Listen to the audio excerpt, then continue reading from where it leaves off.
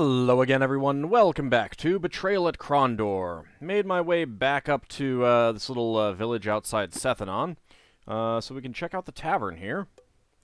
James sniffed. Stepping inside the tavern's doorway, he detected the faint but familiar scent of lye and the more pungent aromas they were meant to erase. It would be a foolish tavern keeper who neglected to have a cleaning boy close at hand, where men drank to excess. The Six-Toe Tavern. Within, the accommodations were humble. Several splintering tables had been jammed into the common room and arranged to accommodate perhaps 25 men, 30 if hunger pressed them. Greasy stains covered benches and walls, evidence of wild days past. So we can do some barding. We can talk.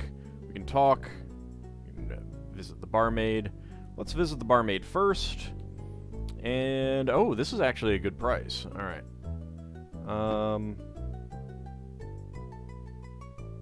You're okay there. Let's get you off of this. Get you onto barding. Get you onto barding and haggling. There we go. And I suppose I could use some more.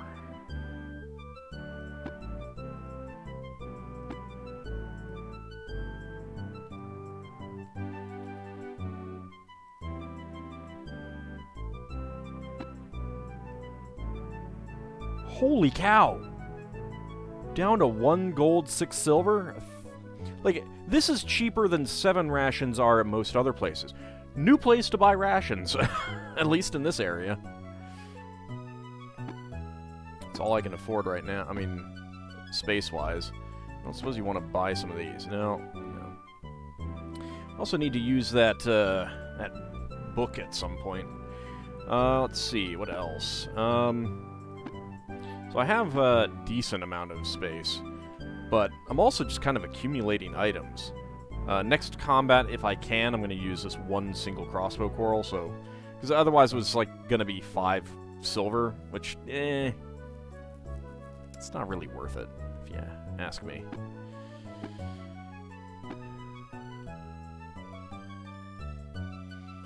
Let's just haggle for stuff.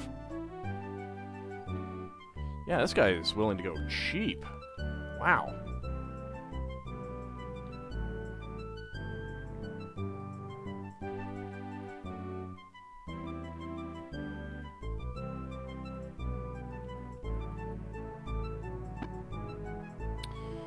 Alright, what about you? A table was cleaned for them. Sitting down on a splintered bench across from the man, James shared a bit of the mercenary's bread as he listened to a story about a failed love affair with a married woman. And we've seen that before. Let's do a little bit of barding.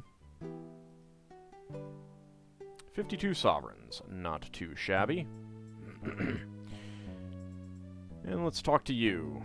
James motioned to the figure across the room. The woman made her way across the wooden floor until she was standing before them. Hello there, may I buy? I can't open up the shop. I don't care how much you have to offer or who you are. I can't go in there again. Oh, this is Nia. I was about to say the first woman we've encountered, but no, there was that old lady in the previous place. I mean, with, like, you know, a picture. I was offering, miss, to buy you a drink.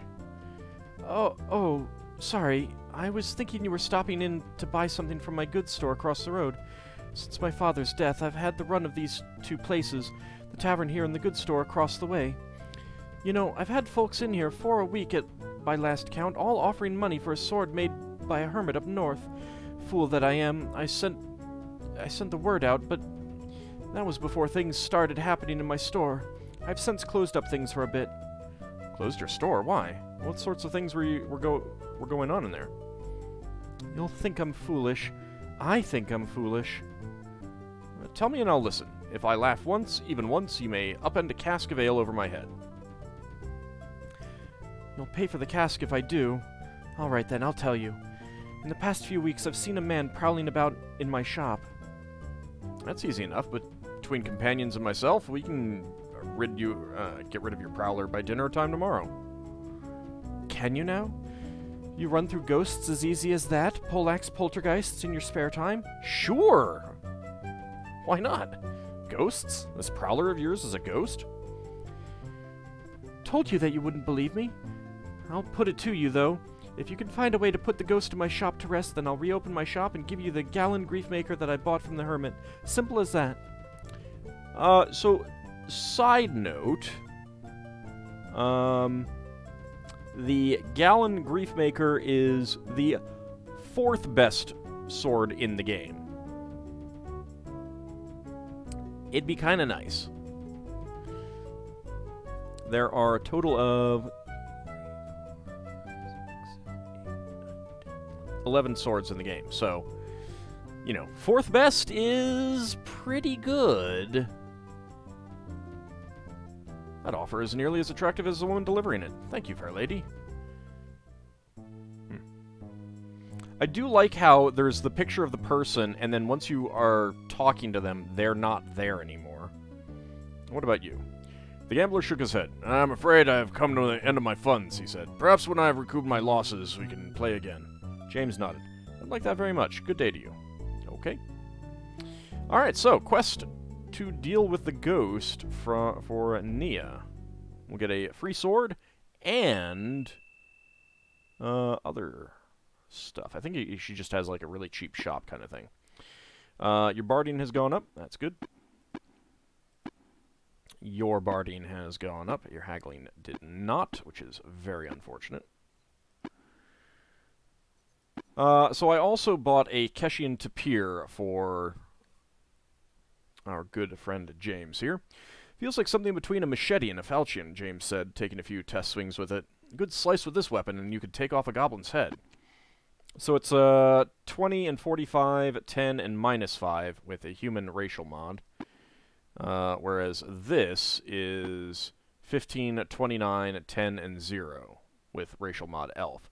So the Keshian Tapir is essentially the next step up from the goblin sticker, but given that this has a racial mod elf, it's probably better for him. I should look again into what the racial mods do. But the big thing is that, I mean, Gorath has a lot of strength as it is. I think he is just stronger than everyone else that we're going to encounter. 29, 16, 12. Yeah. I mean, James really isn't that much stronger than Owen. Also, everyone's health and stamina also went up, so that was nice. But,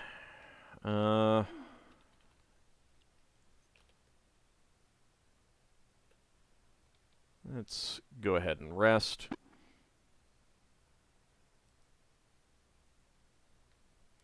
Alright, so we're going to ignore Sethanon. It just has ghosts.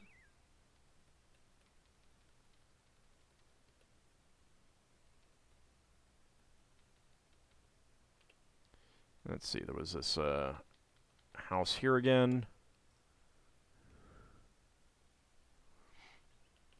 There's nothing there.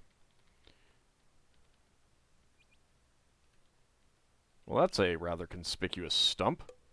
James approached the wooden stump cautiously. Seeing that it was hollow, he looked inside. Hey, a shell. 81, nice. Right, he doesn't have any room right now. Let's go ahead and bookmark. Get back onto the road.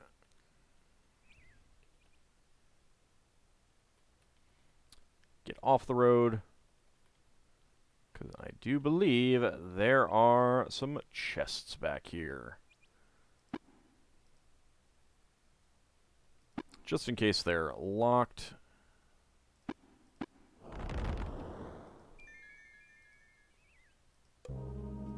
Nope, they're Mordhell wordlock chests. Gorath scanned the runes embossed on the Mordhell clue plate. Alright, patched. The strongest chains will not bind it. Ditch and rampart will not slow it down. 1,000 soldiers cannot beat it. It can knock down trees with a single push. Sounds like wind. Do we have a W? We do.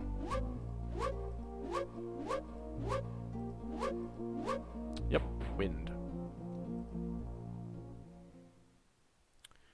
These are a lot easier than I remember. I remember having a lot of trouble with these as a child. 85, not bad. Then again, I was also a child. Kind of makes sense. Well, when I say child, I mean 16, 17, so,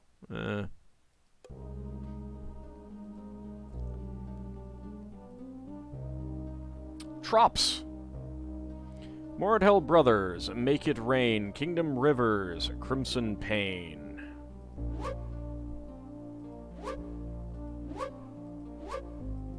What, Chops, isn't it?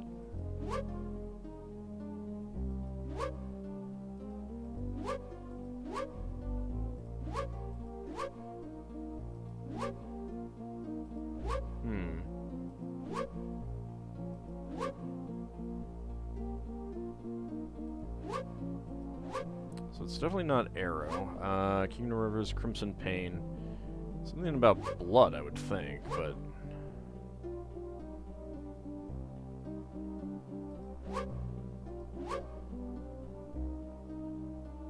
You can almost get Arrow.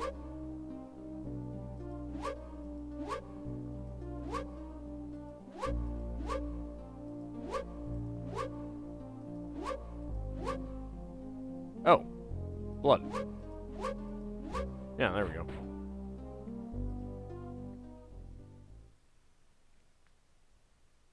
$67 silver coins.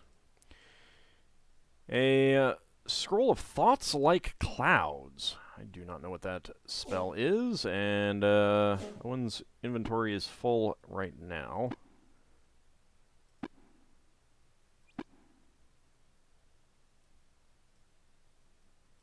So let's give you that. Let's give you that. Alright, thoughts like clouds. I have no idea what that does. I should probably look some of these spells up.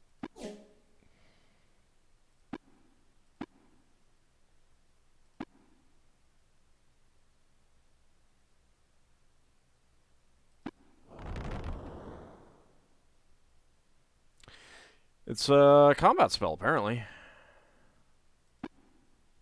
You know what, I haven't really... Since I have a map, I haven't really been using this, but let's go ahead and try it. Owen blundered. Hoping all was not lost, he tried to complete the rest of the incantation, but realized too late that it was beyond all hope. Fouled it up, he snapped bitterly. Complete waste of time. Oh.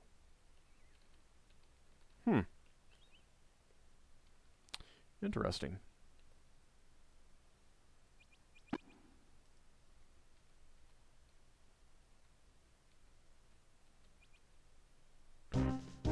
Hevel tumbled down the cliff face. Yeah.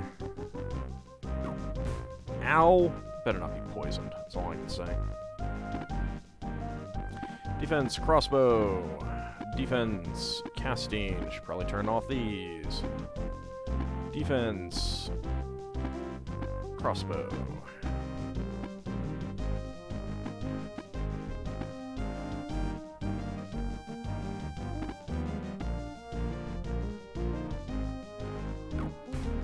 Nice damage there.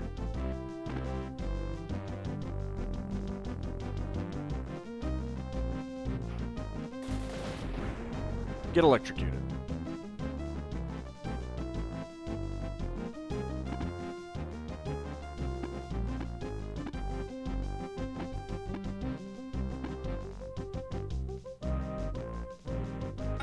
Swing at him. Miss him.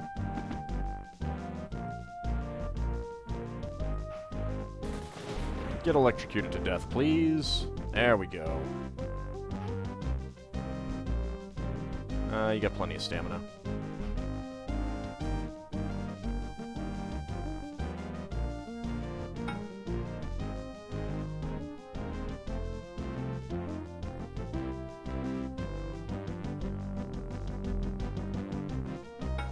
Down you go.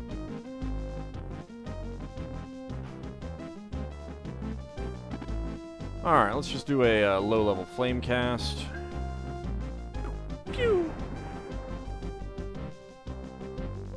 I love that. Oh, I love it when that's enough to kill. 15 gold. I got some... How much space do I actually have? You can get 2 sets of armor. You can get a weapon. Definitely going to need to run back here for these corpses. Poisoned rations. We definitely don't want that. Flame root oil. Another Gilder's passkey, and 46 gold. Alright, you're full. And you're full. Alright, we're all full. So we'll come back for this stuff. Yeah, those campfires are usually a pretty good indicator that there's going to be an attack around.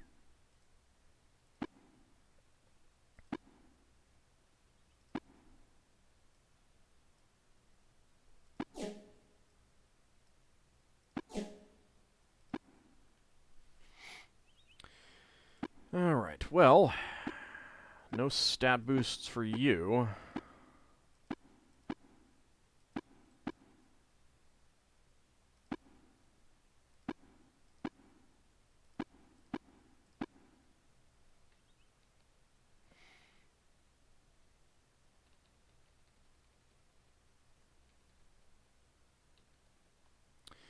James noticed a circle of holes, instinct taking over while common sense had failed him. He shouted for stillness. Don't move! In our daydreaming, we allowed ourselves to wander straight into a trap.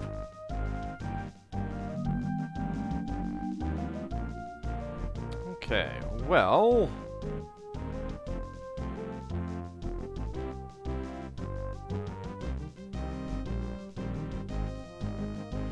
Okay.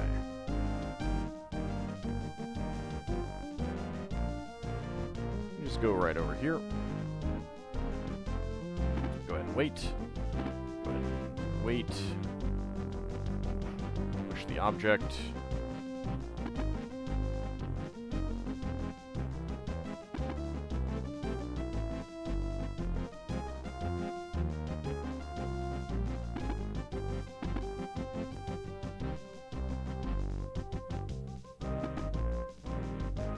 Not actually getting anything more out of this, so come over here.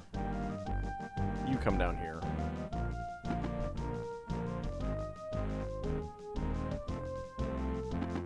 Yeah, you're getting a little bit out of that.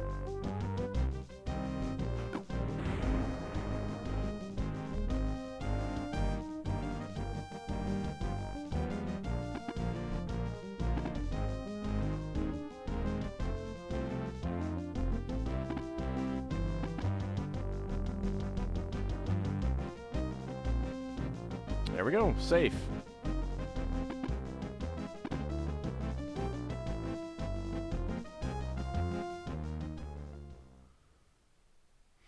Okay, I think I'm getting a handle on these traps, unless of course they start throwing in other things at us.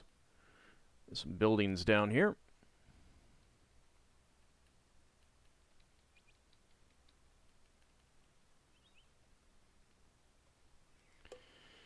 Private residence.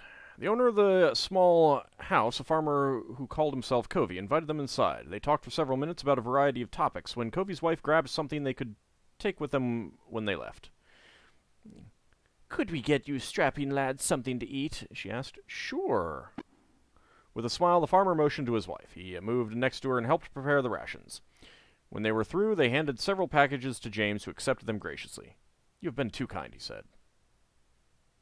James scowled. "As much as I'd like to keep what we've found, we can barely manage with what we already have," he said. "Check your rucksack. See if you can't make enough room so we can keep our new acquisitions with us."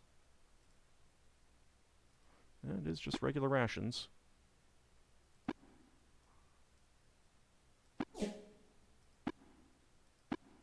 Well, there's going to be a single ration sitting out here that we can come back and grab.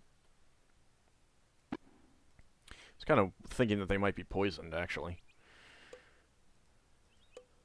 Staring into the barn, Gorath thought he could make out the forms of a cow and several small sheep. He also thought he heard chickens, though he wasn't sure exactly where the sounds were coming from. It made him think of Covey's kind offer. Come on, we should be going, James said. Alright, I think that is about it in this area. Alright,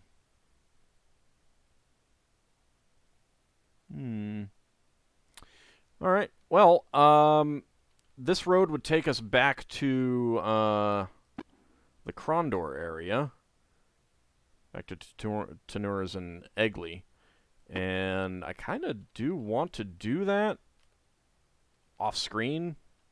Run around, see if there's anything there. But I think that I'm also going to... There's an inn that we didn't go to see. Let's see if we can wrap up with that.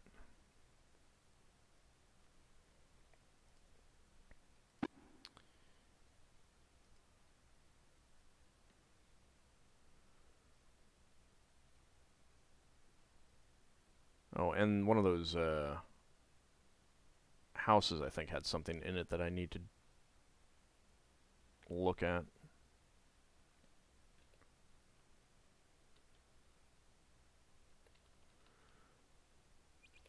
Alright. So I don't want to go too far that way, because that's Lytton, and we heard about some tax collectors of a sort. There's a building over here we have not looked at. Standing in front of the intricately carved door, Owen stepped forward. "These are magical symbols," he said, said the magician. "Carved, no doubt, by magic means." "Nope, just a regular hunting knife." The figure of a small, elderly man followed the disembodied voice around the edge of the house. "I was out back tending to some chores. You're right about the symbols being magic, though. Carved 'em there myself. Name's Flar Wiggin." Thrilled to be in the presence of another magician, Owen smiled and said, "Would have been easier to do it magically, Flar." "I suspect you're right about that. But I'm not a magician. No, it was my brother who had the gift. Died a couple years back." The old man stared solemnly at the door for a moment, then suddenly cheerfully said, "Left behind a magic well, his legacy. It's guarded by a pretty nasty spell. Give you a good jolt unless I turn it off. You head over to the well and I'll give you a drink. I'll fix you right up and set you back only 25 sovereigns. Alright, so that for 25 is a full heal. But we don't need it right now.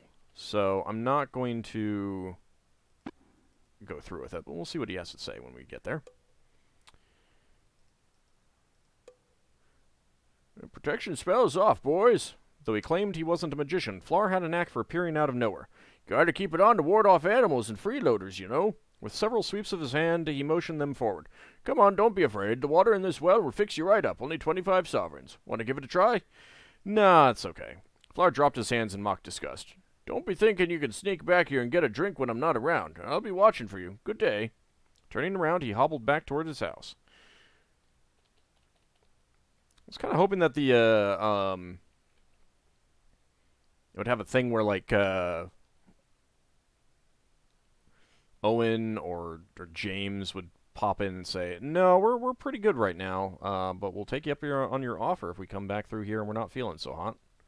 I don't know if that'll cure, like, disease and poison and stuff. Might cure poison.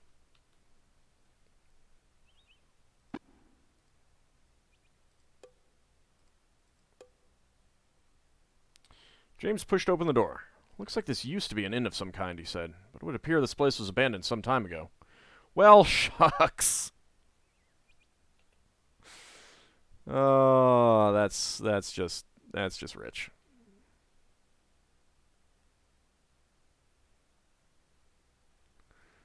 Alright, guess we're sleeping out on the road.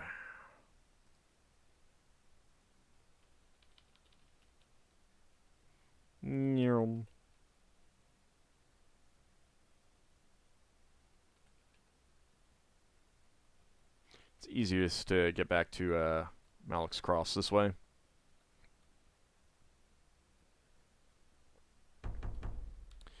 Unless, of course, you hit that stone.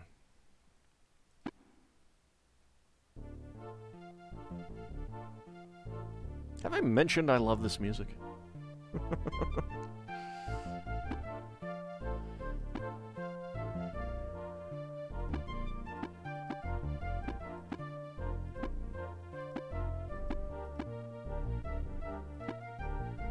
Alright, let's see what we got.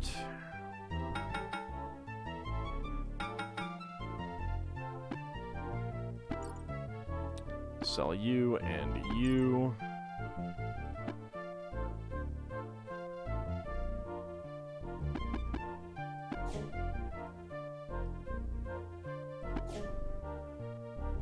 And you're not going to take the torches.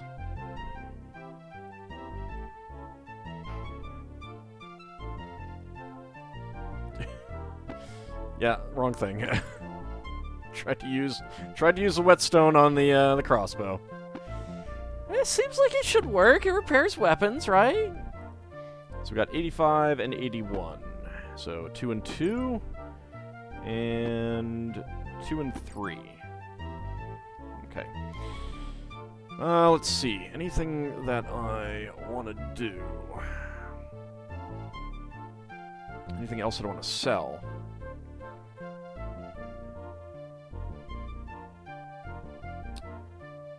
Tempted to sell that. Yeah, I'm just gonna sell it. I don't know that it's really that worthwhile. And this, I don't really know what it does. I suppose I could use it next time I get into a fight. This I know does more damage on your weapons, so that's pretty good. And I was gonna use... No, I did use that book already. Alright. I think that's about it, then. Alright.